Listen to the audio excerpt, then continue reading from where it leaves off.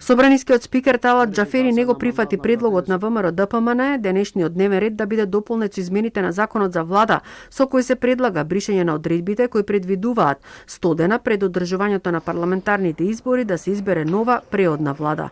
Координаторот на пратеничката група Никола Мицевски побара да се почитува договорот од последната лидерска средба меѓу Заев и Мицковски, кои се согласија да се укине техничката влада. Го поднесуваме овој предлог закон во скратена постапка од една единствена причина да се скратат, односно да се вратат роковите во уставно загарантираните рокови, односно за при организација на избори, а рокот да остане како што беше, односно од 45 и 60 дена.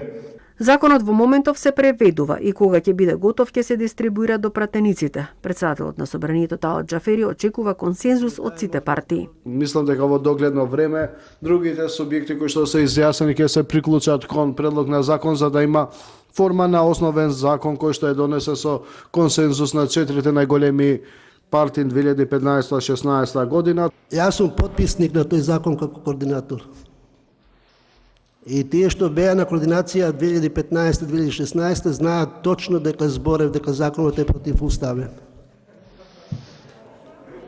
Ама имаше политичка состојба која е така на таков начин во согласно со 4 најголеми политички партии во Собранието требало да се надмине таа политичка криза.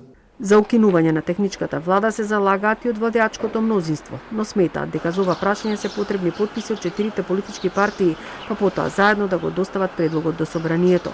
Техничката влада беше воведена во 2016 година и произлезе од Пржинскиот договор поради нефункционирањето на институциите и политичката криза во државата.